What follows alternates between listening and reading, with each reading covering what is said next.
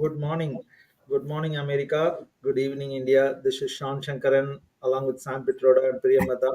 Today we are going to rekindle our talks on idea of democracy. Maybe we are going to focus on South Asia. Sam is fond of talking about our neighbors, Indian neighbors. Particularly, there's a huge change which has happened in Bangladesh in recent times. Without much ado, I'll invite Sam to speak, give an introduction. Go ahead. Thank you, Sean. Thank you, Premada. Friends, again, greetings from Chicago. World is definitely at crossroads. Changes are happening too quickly, whether elections in America and the mood here, or what is happening in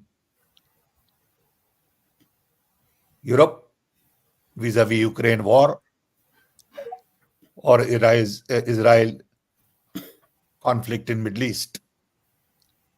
While attention was mainly on these issues, all of a sudden there is a news from Bangladesh that student protests have led to fall of the government. At least I didn't expect that quickly. To me, it was a surprise.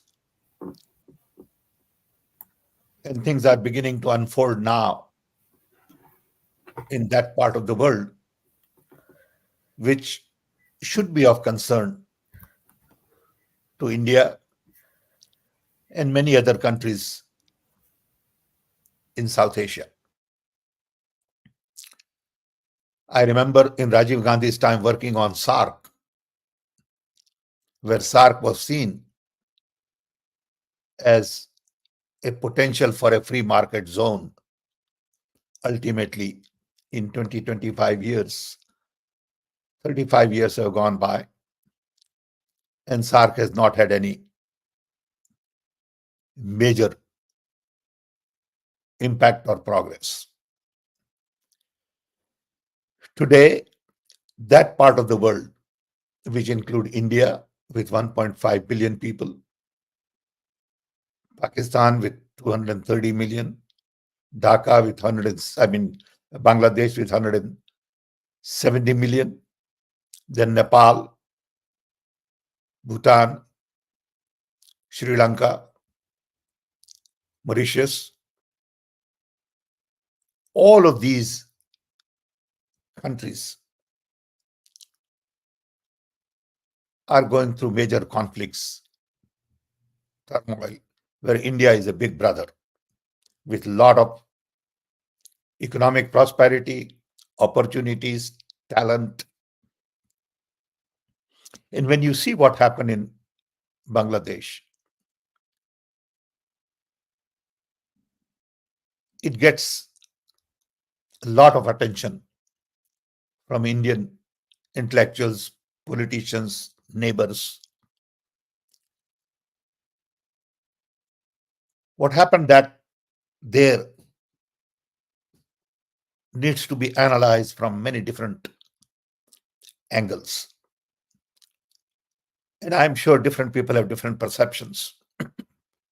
Some people believe it is a Chinese initiative where China wanted to control and destabilize that part of the world.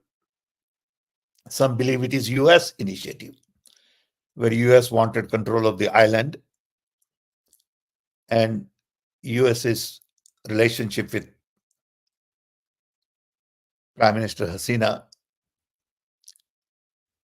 deteriorated over a period of time. Others believe it is more of a dictatorial governance attitude that Sheikh Hasina had. I was a little bit worried at a personal level when Yunus was put in jail. Yunus is a personal friend for over 40 years. I respect him a great deal. a simple uh, person who has been interacting with me for many years. And when he was put in a jail, I thought that was a little too much, personally, for whatever reason. He may have done something wrong, he may not have, I don't know the details. But to put someone like that and not negotiate, understand, and put him in jail was a sign of an authoritarian mindset. One thing led to other, and finally, students, like everywhere else in the world, picked up the momentum, and it got really out of hand. To a point, military had to tell Hasina to leave, and what she has gone through in her family with her father, and we all at my age, we have lived through that era. We have lived through formation of Bangladesh, Mujibur Rahman, his contribution, his assassination, and these are all bloody events in that part of the world, similar to what happened in Nepal.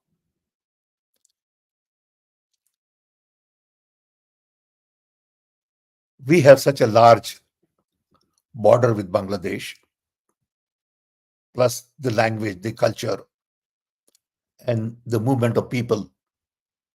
Uh, this becomes a major issue for India. How we deal with the transition, because we played an important role in formation of Bangladesh, liberation of Bangladesh. And Bangladesh has been a good neighbor, and they have done reasonably well in the last decade in terms of lifting people out of poverty, prosperity, foreign exchange reserve, growth, opportunities. So on one hand, they were doing reasonably well. On the other hand, the politics and the style of governance created this turmoil. Now Yunus has been asked to form the government temporarily. There'll be elections, and we don't know how things are going to unfold. Everybody's watching this, but this is the time to perhaps revisit SARC, India's role. I have a view on it, not necessarily an expert's view, but I believe because of the population we have in India, the size of the nation, talent, technology, we have to be really the magnet to hold everybody together in peace and prosperity. We have to create ultimately a free market zone like Asia Pacific, APAC. And SARC could be a major powerhouse in the world. It is a part where 2 billion people live. 25% of the humanity lives in that part of the world. It requires first peace, it requires stability, it requires all of us to deal with terror and violence in that part of the world, and then begin to trade, because there is nothing better than trade to improve relationship between nations. Business interest, economic interest, cultural interest, exchange of people, ideas will bring these countries together. So I remember during Dr. Manmohan Singh's time, when we created national knowledge network to connect 1100 nodes with about 4 gigabit bandwidth then to connect all our universities, all our libraries. I was keen that we provide that resource to neighboring countries easily and freely. So I remember working with Bangladesh people, Nepal and all, where we could give them that access to our knowledge base. There were a lot of discussions in the group at that time saying how would some countries misuse it, attack it. And I said, look, those are the risks we have to take as a big brother. So these kinds of initiatives become very important in that part of the world to bring everybody together. The effect of what happened in Bangladesh will take long time to understand. It is a major concern to everybody, should not be taken lightly. If it happens in one part, it could happen anywhere. And I'm really concerned as to how that region looks at developments in Bangladesh and reorganizes and restructures everything so that things come back to normal as soon as possible. There are concerns some people are addressing today about how Hindus are treated there, but Hindu population there is 6 or 7% or 8%, something like that. Of course, it is of concern to everybody, and I'm sure Yunus of the world will deal with it effectively. He has already made a statement publicly, and I think he is aware of the role and responsibility, but it will take them time to settle things down. It's not going to happen overnight. So I'm sure with this background, we can have a broader conversation on this issue. What is interesting about our interaction is that lot many more people can express their views and not have a big sort of broadcast from one side. I want more interaction as opposed to talk by me. So I hope this little introduction sets the stage, and we'll get into question answers and explore some more on this. Thank you, Sean. Thank you, Prembada, and thanks everybody. Let's move on. Thank you, Sam. I think without much ado, I'll take one question from a community. I think in Facebook, Sheikh Rahmat Uzama is about SARC. SARC definitely left an impact. That's the reason now so many trade blocks are formed. So, what are your thoughts, Sam? So, how SARC was very pivotal in the whole of South Asian politics, and See, you have some genesis, your own SARC is experience. yeah, sorry. You were saying something, Sean. I'm sorry.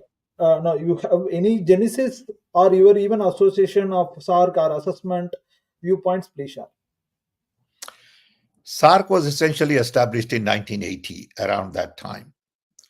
And I remember when Rajiv became prime minister and um, sort of the enthusiasm in India about technology and modernization uh, was in forefront of the conversation. SARC was a very important part of that equation. We wanted to share with SARC what we did in telecom, what we did in technology missions. And we did share a lot of this information. We were hoping that SARC will become a platform where all good ideas, not just from India, but from all neighboring countries, would be on the same platform, that we could learn from each other. I mean, the whole issue on immunization. We had a discussion at SARC on immunization, and what India was doing then to eradicate polio. And we shared information in regular meetings. Okay. But SARC never really focused enough on free trade, open borders, ease of doing business, exchange of intellectuals, ideas, art, culture. You could do so much in that part of the world just on art, on music and dance and, paintings and sculpture and, you know, sort of art and craft is so very different in that part of the world, so very rich. And that is the way to enter trade. And there is nothing better than trade to really build good relationship, you know. And it didn't happen. It became too highly political. It became, like everything else, a personality conflict, one-upmanship. No matter what you say, people felt that, oh, you are showing off your power. And people didn't see humility in their approach. And it just never took off. I mean, this is about 40 years ago, remember. Okay, 40 years is a long time. And somebody really needs to assess what have we accomplished in 40 years at SARC and what did APEC accomplish in 40 years at APEC, okay, or EU or any other economic bloc, NAFTA. Yeah.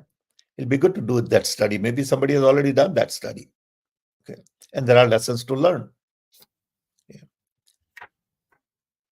And you can't just do one-to-one relationship in that part of the world. Okay. Our approach still is transactional, still is one-to-one. What is our relationship with Pakistan, with Bangladesh, with Nepal? Somebody has to just put together a plan for the entire region and then sell it and convince everybody that this is the right thing to do. Of course, there will be roadblocks. Of course, it is very difficult. Of course, there are issues on security and safety and terror. We understand all that. It's not rocket science. But you got to address those. You can't hide in the back of it and say, well, it's not workable. You have to make it workable under the existing circumstances. You have to take a risk. Okay. But you don't have that kind of leadership.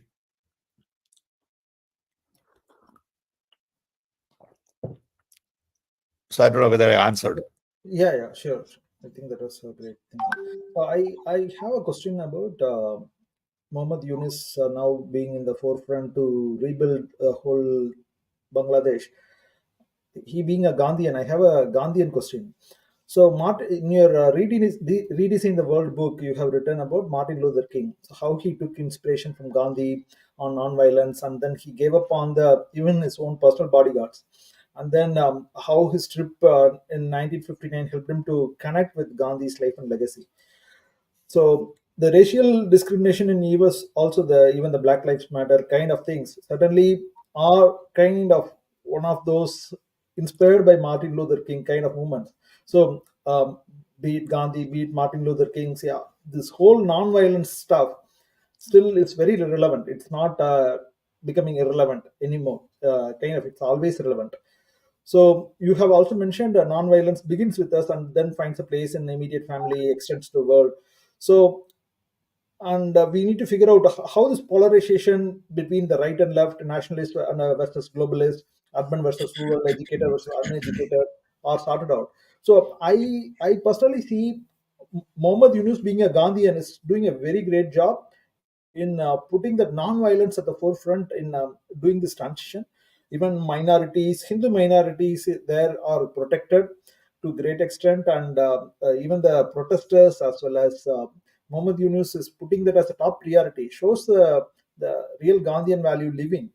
What are your thoughts on, so how much Gandhi is still relevant in with this current episode of Bangladesh? Are you able to see any Gandhi is always relevant, according to me, today, tomorrow, and for a long time to come.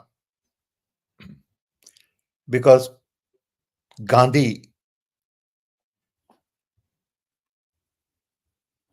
is all about some basic fundamental values that we have lost in the process. It begins with dignity and respect for the other human being. It begins with the idea of brotherhood. It begins with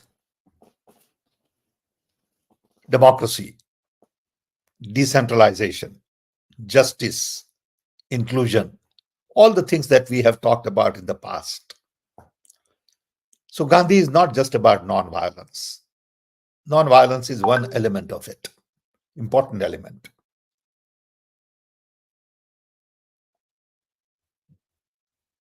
Simplicity is another part of Gandhian values. So, I think, assuming that your question is related more towards how Hindus are treated in Bangladesh today, and a lot of people are concerned about it, let's put things in perspective. First of all, nation is going through a very difficult transition. In that process, some people will settle old score in the community. And like everywhere else, minority community will be under some attack. In Bangladesh, it happens to be Hindu community, which is about, I believe, 7 or 8%. Okay. I hope that that settles down very quickly. It is unfortunate that this is happening. Should not happen. But in a chaos where government had to be dissolved overnight, prime minister had to leave the nation, this kind of violence, atrocity, I wouldn't say it is common, but that's part of the package. Okay. I'm sure the new government will be very concerned about it. I'm sure Yunus is concerned. He has already said the right things and he will act on it. So we hope that things calm down quickly. We need to support them. We need to work with them. And we need to do everything we can to bring things normal. First, violence, peace, safety, security, and then normal economic activity so people can go on doing their things and go to work and feed their families. That's more important right now. Awesome. Priyamata, you have any questions from Twitter space? Not at the moment. But I have a question, sir. Yesterday, during Arnab's show on Republic TV, one of the editors of Blitz magazine, he just like accused Rahul Gandhi, saying that the Bangladesh crisis is because of him. He met uh, the leader, like today's leader in Bangladesh, and he started. So all these lies are being spread on Republic There is TV, nothing you can do, Priyambada. and These people, yeah, go ahead, please. no, so just like whatever happens in the world, it's always they will link to Rahul Gandhi ji, and they will just create. So like we have reported some tweets, but it's, I mean, this propaganda is going on since like whatever happens in the world, it's always Rahul Gandhi ji. Today, Subramaniam Swami also tweeted something about his citizenship. So I don't understand like why everything has to be boiled down to one person, because I mean if you could Like if he could change government, he would change it in his country first, not Bangladesh. But I mean, jokes apart. I mean, this is just going on. So I had to like say this out loud. And my second question is, how will it impact India's exports? And do you think the Bangladesh crisis, because there are a lot of talks going on that Northeast, the roads will be blocked and Chittagong and all these areas will be affected, like the bus routes will, like there will be disturbances. So I just want to know how this crisis will affect India. So my two questions, yeah. Okay, let's take first Rahul Gandhi question.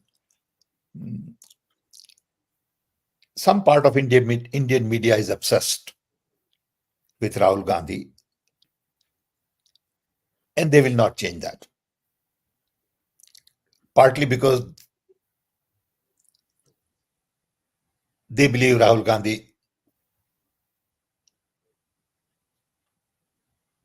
is the biggest threat to present Modi government. So every chance they get to malign him, discredit him, abuse him, they've been doing it. And that will continue, and nobody's going to stop that quickly. Because some of these people have their business model tied to it. So they have to survive and they have to flourish, and this is their uh, bread and butter agenda. Fine. That's a evergreen topic, sells well for them all Yeah, the so time. there is nothing you and I can do.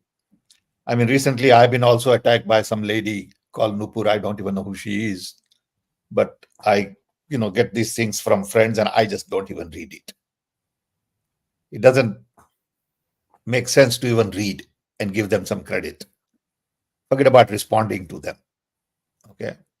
I'm told that, these things go to 700,000 people. Fine. It can go to 7 million people. Doesn't make any difference.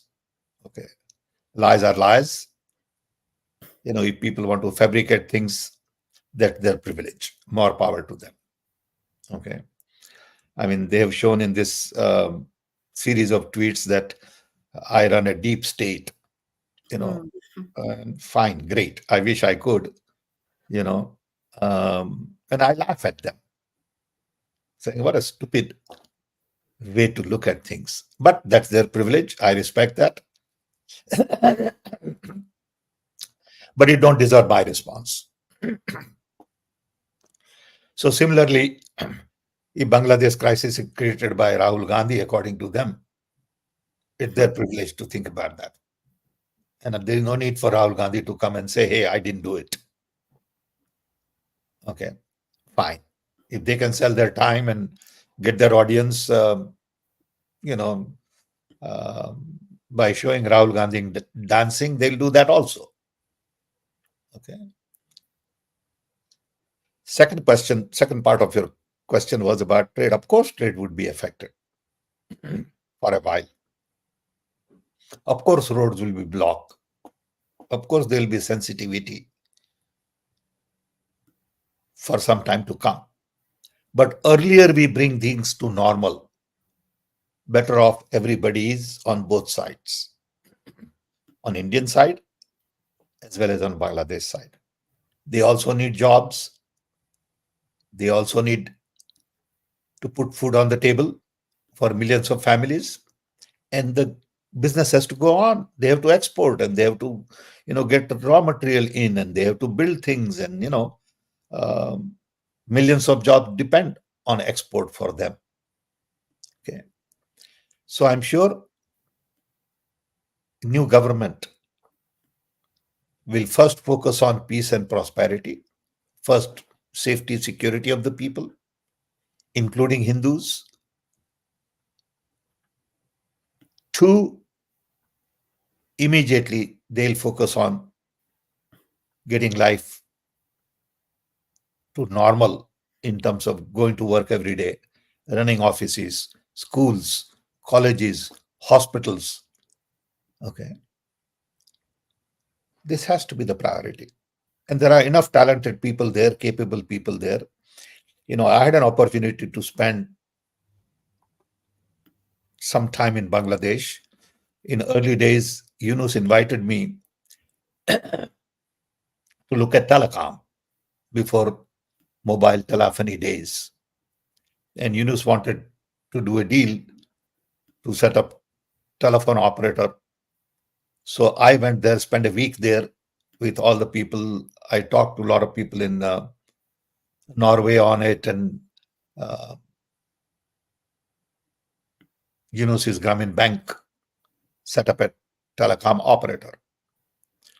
Then I went back again as part of a World Tel, met Sheikh Hasina at that time, spent some time with her and trying to help them in privatization of telecom. Okay. But when I went there, I felt at home. I had no issues. Dhaka was, very sort of look familiar like any other Indian city. I remember staying at a Sheraton hotel, and outside there was a tailor. Um, and I would look from my window and see this tailor working just like any tailor in India.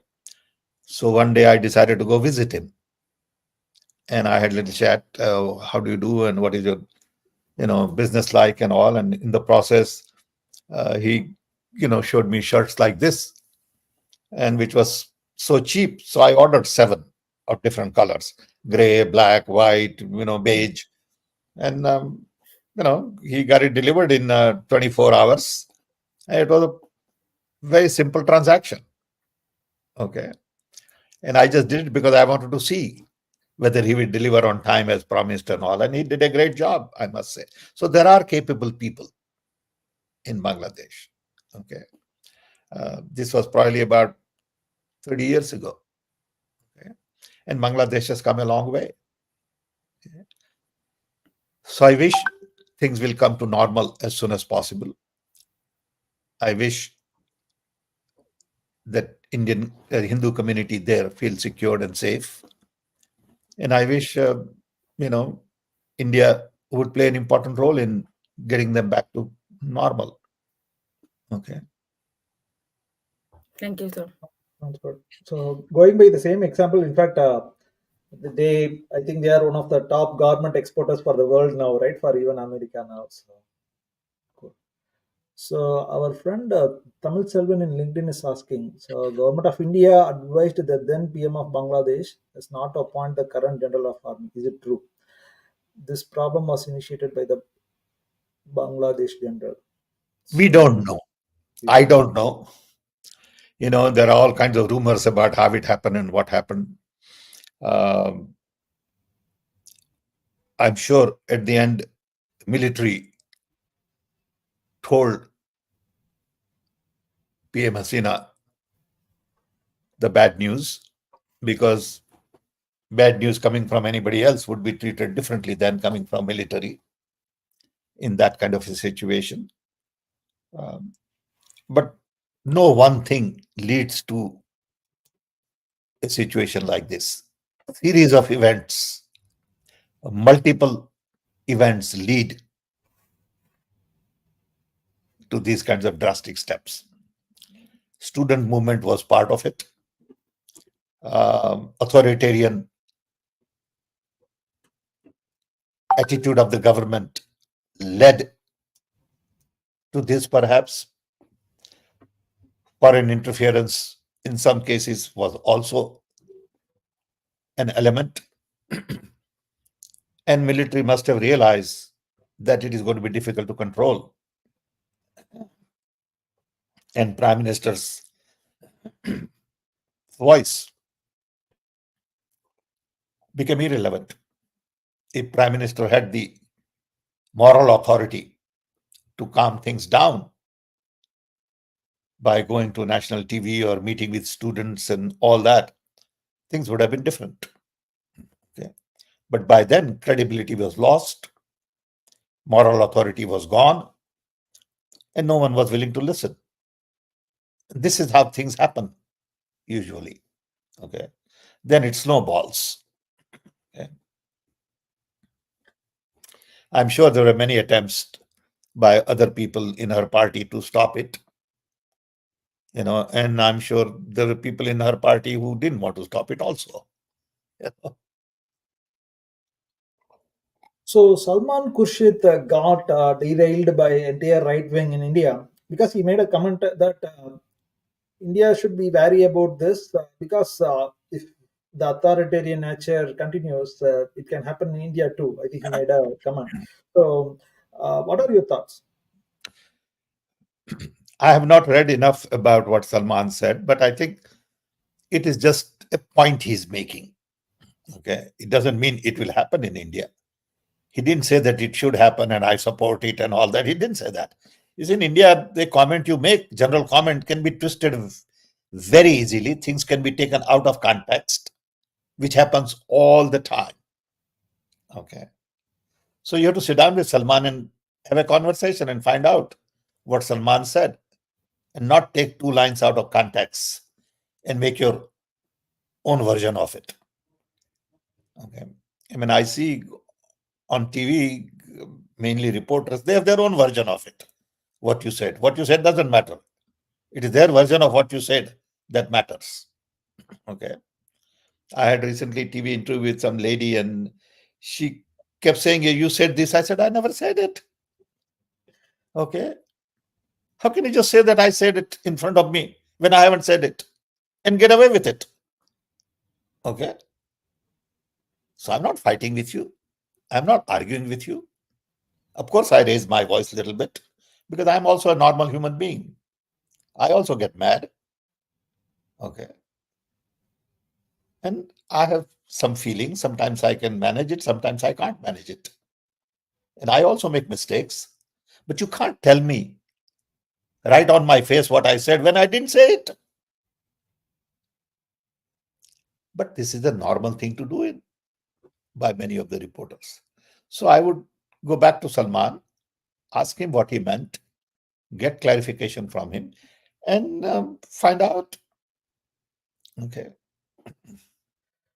So, in Sri Lanka, something similar happened. So, there was the economic collapse, and the people thought that there is an authoritarian government, and there are like a lot of unfavored deals, like even Adani on the electricity board, etc. See, people had a huge agony, and then it resulted into some similar situation. And Sri Lanka is still going through the pain, whatever we are seeing in Bangladesh.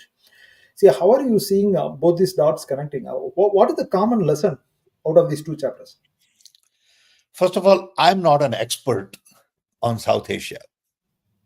There are many Indian intellectuals and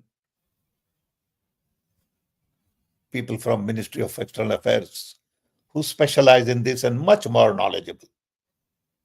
We need to talk to them. But I'm looking at as a layman. These people have spent their life on it. So they know a lot more than I could ever learn in my lifetime. Yeah. But as a layman, what happened in Sri Lanka is an example of what could happen in many countries if you rely too much on Belt and Road Initiative, Chinese loans, and then you suddenly find that you are not capable of paying those loans. See, on one hand, China has invested a lot of money in Pakistan in building dams and ports. Same in Sri Lanka.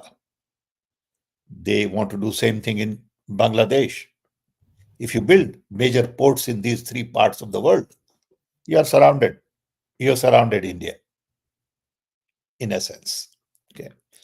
So China does have huge interest in SARC. On the south side of SARC, ocean side, it's ports. On the north side, they are already there in Arunachal Pradesh, Ladakh, and Pakistan. So one angle is also India-China angle to SARC. Another angle is what a lot of people have discussed about US interest in setting up a military base in that part of the world. But unless and until all these SARC countries come together and realize that it is in their interest to work together to assure peace, prosperity, reduce terrorism. And Pakistan has a role to play in this. Terrorism in many ways has homes in Pakistan. Okay. So until all of these leaders come together and say, look, to assure prosperity to our people, economic development, trade, we need to come together to make this region strong. And let's stop fighting and start building things. It's that simple if you want it. But underneath, there are layers after layers after layers of complexity. Okay. Today, if there was a leader with moral authority who could bring all of them together and genuinely take serious interest in building that part of the world, it's an opportunity waiting to be tapped. But it's not easy. Okay. And it's in everybody's interest. If you really have a deeper conversation, they will realize that it is in their interest to do this. Leave aside their personal egos and glories and ideologies. If they think about their people, it is in their interest to come together. But everybody has their narrow interest. And that's why these conflicts. Yes, sir. You have any questions?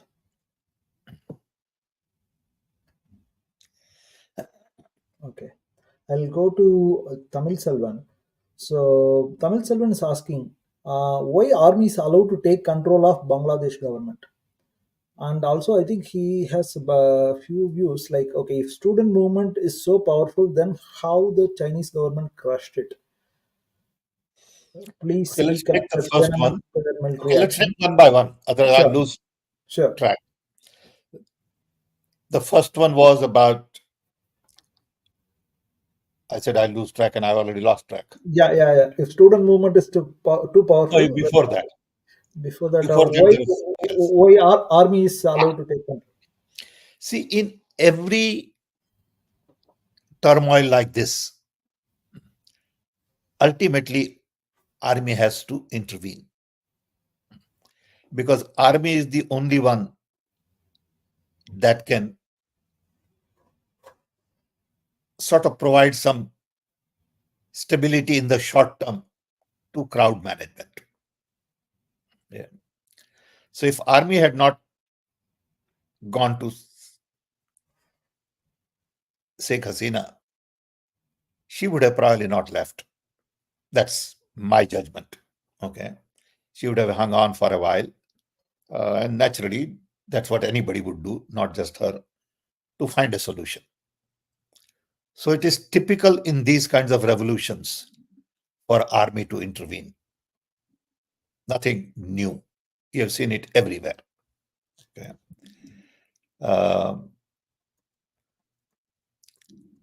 Second question of Chinese. I don't know the role of Chinese vis-a-vis student movement. I have no idea. It is anybody's guess. Okay. Students had their own grievances and their own momentum. Students going on street partly had to do with democracy, the idea of democracy, partly had to do with,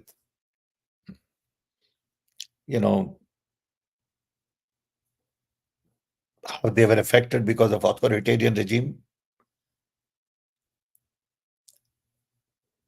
And students really brought this to where we are today. Okay. So I don't know about Chinese role in students. Possible. Next, what was the third one? Okay. Third one was about please recollect Tiananmen Tiananmen Square. Square. Yeah. And It also, is. he's It's a asking Tiananmen you Square. to, It he's is a asking Tiananmen Square moment. He's asking you to explain the 1989 Tiananmen Square protest and massacre. See, Tiananmen Square protest could be brought to an end because of communist powerhouse. Yeah. If communist government does not want this, it won't happen in China. Yeah. In Bangladesh, there was still democracy. There was no communist kind of mindset. Okay. Of course, there was authoritarian regime, and Sheikh Hasina could have, or anybody who was in her position could have used military to crush the student movement. But military also must have felt that this movement is not worth crushing. In China, military won't have that option. Okay. So that's, to me, is the difference. If Sheikh Hasina would have been able to convince Bangladesh army that at no cost put this to an end, the human cost would have been too much. Okay. And which would not be acceptable to army. And in China, maybe that was acceptable to Chinese army. Okay. Yeah, unemployment, inflation was one of the reasons behind the students going to streets. So it is the same reason prevailing in India also. Do you think Indian government should proactively work towards solving the unemployment issues of youth and also the inflation? Irrespective of what happened in Bangladesh, unemployment issue is a challenge in India anyway. Forget about what happened in Bangladesh for a moment. Indian youth need job. Okay, we don't have jobs. We don't have a formal plan to create jobs. Everybody's saying we put this much in the budget, that much in the budget. I would like to see how many jobs we are going to create in construction, infrastructure, energy, education, health, services, tourism, software, government. I want to define 20 categories, let's say. Okay. And saying in each category, how many jobs we're going to create in 2024, 25. Forget about 10 years, 20 years. I don't care. I mean, it's important, but people want job now. Okay. And then say to create that job, what is the investment required? Who's going to make that investment? Where is that investment coming from? Because every job requires investment. You got to pay people for at least 6 months before they are productive. You got to train them. Are these jobs then sustainable? Or they are just, they're created to pay them? I want to see that study. I haven't seen it yet. Okay, maybe it exists. Maybe I'm not knowledgeable. But until somebody tells me that so many jobs in construction, so many jobs in railway, so many jobs in government, and these are the positions, and this is where the jobs would be. Okay, because you got to create jobs in every district. You can't create jobs only in Delhi, Mumbai, Chennai and Bangalore and Hyderabad. Okay. And Calcutta. You got to create jobs in agriculture. You got to create jobs in food processing. Okay. Who's going to do all that? So you got to bring this to the next level rather than saying, oh, we're going to create jobs, and we'll invest so much money in training. Okay. Where are the results? How to measure it? That is the kind of work we need today on job. Okay, sounds good. So today our friend Joseph Brito through LinkedIn is sharing a viewpoint. Right now, all our neighbors are in some sort of turmoil. Pakistan, Bangladesh, Sri Lanka. It's in India's interest that there is stability all around as China is watching closely. Agree. Joseph, agree 100%. Okay. Uh, Sorry, Go ahead.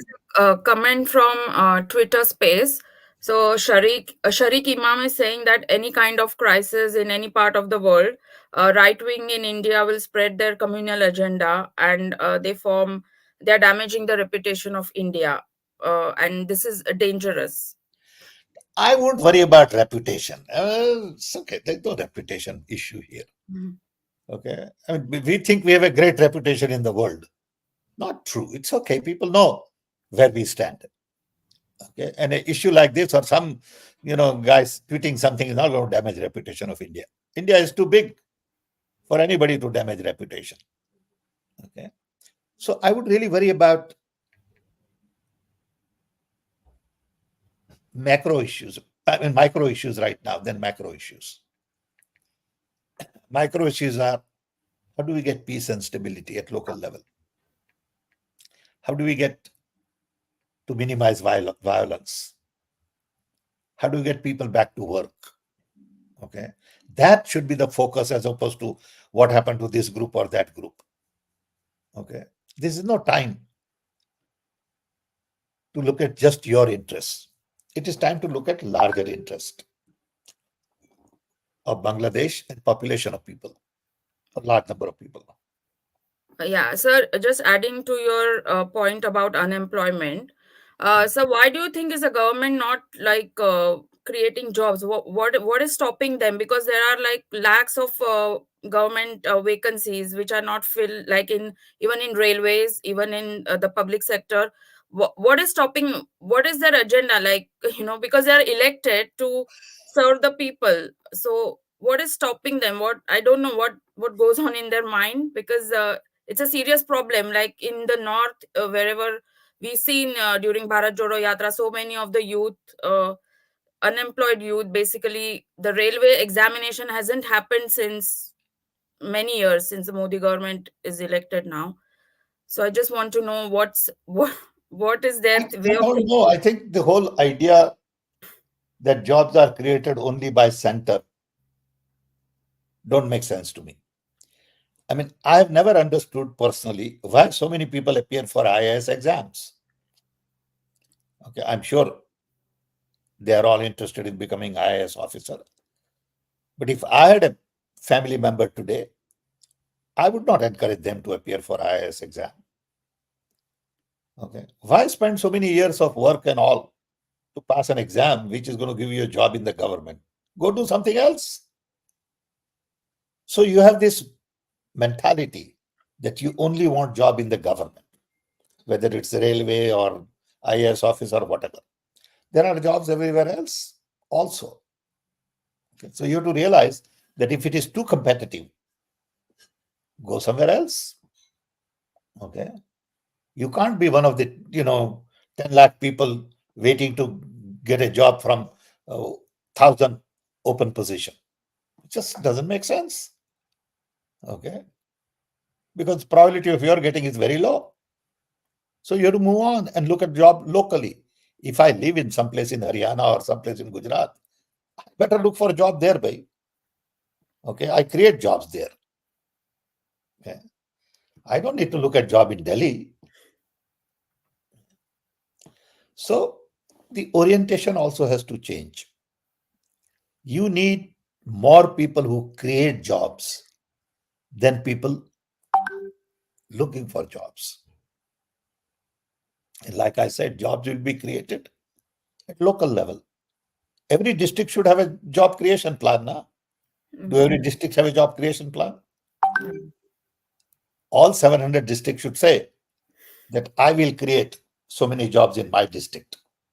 I have vacancies for teachers, I have vacancies for doctors, I have vacancies for health workers, I have vacancies for, tourism, whatever. Create jobs at local level. And don't expect central government or even state government to that extent to create jobs for me. Yeah, okay. Thank you, sir. Okay. Last but not least, we are on the top of the hour. Back So, on video. Yeah, can I yeah, call you back on video? Huh. last Go ahead. but not least, this is our favorite Mr. A2 Adani. I don't know, like Rahul, whether we are allowed to speak about the name A2. I think Rahul calls him, I think A1, Adani. So Mr. A1 deal with Sri Lanka was kind of primary moot point in some of those controversies. So, senior Sri Lankan official claimed that before that parliamentary panel, that Prime Minister Narendra Modi pressured President Gotabaya Rajapaksa to award a power project to Adani. So, and then later retracted the statement after controversy spiraled. So, because there was a 500 megawatt renewable energy project in that for this Ceylon electricity board. Likewise, even in Bangladesh case, there was a Adani connection, and there was a large power project which was cleared by um, uh, Hasina, and there was a lot of huge uproar in India. So and people thought, okay, it's not a good deal for Bangladesh, and they are paying a huge price, which is not necessary, and it was a deal done. In fact, there was a magazine Eurasia Review have written an open editorial on Hasina managed India by clearing Adani deal before polls. So, what are your thoughts, Sam? So, this corruption being the primary moot point behind a lot of these countries. So, what are your thoughts? I have spoken to some students, and some students believe that corruption was also a major issue. People believe corruption has increased substantially.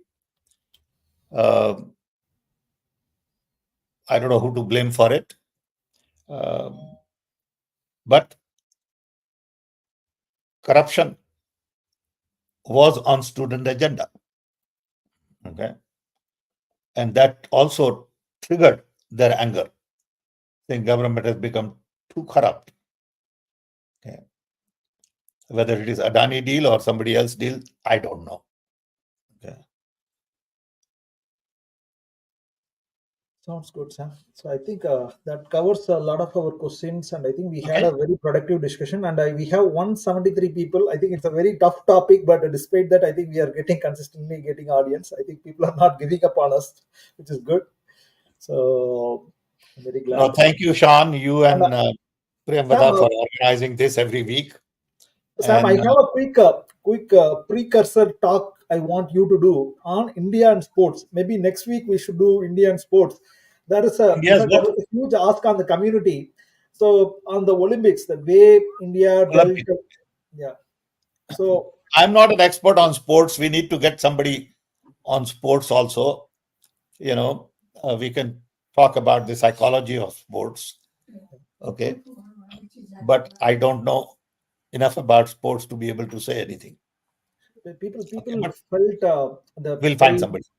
recently during this mishandling of a lot of our Olympic affairs, and I think people have that agony. I can clearly see that, and the community wanted to discuss how India can at least compete with the rest of the world on par, despite having a lot of great talent. We are not having right That we can do. That we can talk about in general, management, leadership, investments and that kind of stuff. Okay. infrastructure and even Sure, sure. Olympics. Do So that. I think would be a great one. That we can do very much. Okay. Thank you, Sam. Thank you, sir. Thanks, everybody. And thank you. Thank you. Thanks, Sean. Thanks, Thank you. Priyamvada. Thank you. Thanks, Sean. Thanks, sir. Bye.